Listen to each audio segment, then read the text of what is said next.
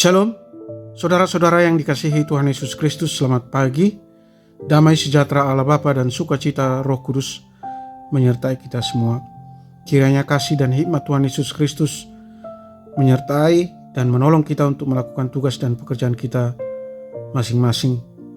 Nas renungan buat kita hari ini, Selasa, tanggal 4 Juni 2024, diambil dari Kitab Perjanjian Baru, Kitab Kolose pasal 3 ayat 15. Dikatakan demikian, hendaklah damai sejahtera Kristus memerintah dalam hatimu, karena untuk itulah kamu telah dipanggil menjadi satu tubuh, dan bersyukurlah. Demikian firman Tuhan. Tema renungan, hendaklah damai sejahtera Kristus memerintah dalam hatimu. Saudara yang dikasihi Tuhan Yesus Kristus, kedamaian adalah suatu hal yang diinginkan dan didambakan oleh banyak orang, baik di tengah keluarga, gereja maupun masyarakat. Ketika tidak ada damai, maka semua akan kacau. Dalam ayat ini, kita diberikan pesan yang indah tentang pentingnya damai Kristus dalam hidup kita sebagai orang percaya.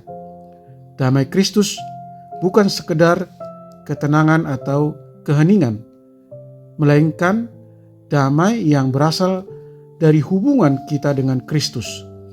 Tuhan menginginkan agar damai Kristus memerintah dalam hati kita. Itu artinya kita harus memberikan kendali sepenuhnya kepada Kristus. Saudara yang dikasihi Tuhan Yesus Kristus, damai di sini bukan hanya untuk keuntungan pribadi, tetapi juga untuk memelihara persatuan dan tubuh Kristus, yaitu gereja. Selain itu, bersama dengan damai Kristus, kita juga dipanggil untuk bersyukur. Bersyukur adalah sikap hati yang mengalir dari pengakuan kita akan kasih karunia dan berkat Tuhan dalam hidup kita. Ketika kita bersyukur, itu adalah tanda kehidupan yang sehat dalam hubungan kita dengan Tuhan. Maka mari membiarkan damai Kristus memerintah dalam hati kita dan menjalani hidup yang penuh syukur kepadanya. Ketika kita menghidupi hal ini, kita akan menemukan bahwa damai Kristus membawa sukacita, membawa harmoni dan berkat dalam hidup kita. Sekali lagi, hiduplah dalam damai Kristus dan bersyukurlah dalam segala hal. Sebagaimana Paulus katakan di dalam Tesalonika pasal 5 ayat 18. Dikatakan, mengucap syukurlah dalam segala hal, sebab itulah yang dikehendaki Allah di dalam Kristus Yesus bagi kamu. Amin. Mari kita berdoa. Terima kasih Tuhan untuk pengajaran firman-Mu hari ini, supaya kami selalu memberi diri agar damai Kristus memerintah dalam diri kami dan menjalani hidup yang penuh syukur kepada Tuhan. Karena untuk itulah kami dipanggil menjadi satu tubuh. Tolong kami Tuhan agar melalui hidup kami, karakter kami dan pelayanan kami, ibadah kami, mendatangkan suasana atau keadaan harmoni, persatuan dan wujud kasih sayang yang mendalam antar sesama umat manusia.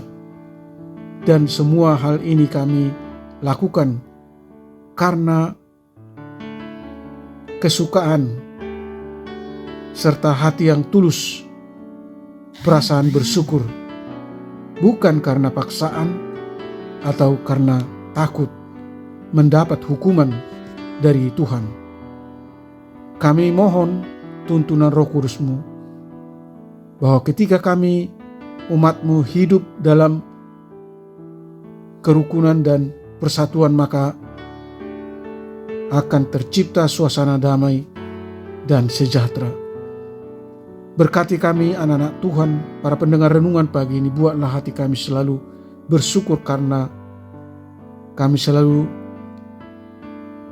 bergantung kepadamu.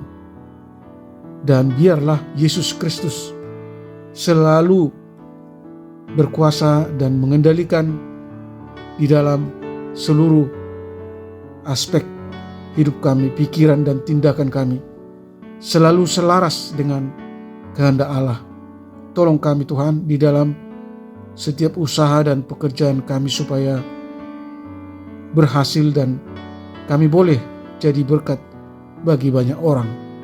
Tuhan kiranya berbelas kasih, menyembuhkan mereka yang sakit, menopang dan menolong mereka yang letih lesu dan berbeban berat dan mengalami berbagai penderitaan. Dan tolong mereka untuk mampu mengatasi segala persoalan yang mereka hadapi. Tuhan menghibur mereka yang berduka dan bersedih. Terima kasih Tuhan untuk kehidupan kami yang tidak pernah lepas dari perlindungan dan kasih sayang Tuhan. Kami berdoa dan mengucap syukur dalam nama Tuhan Yesus Kristus. Amin. Shalom, selamat beraktivitas, tetap sehat. Tuhan Yesus memberkati.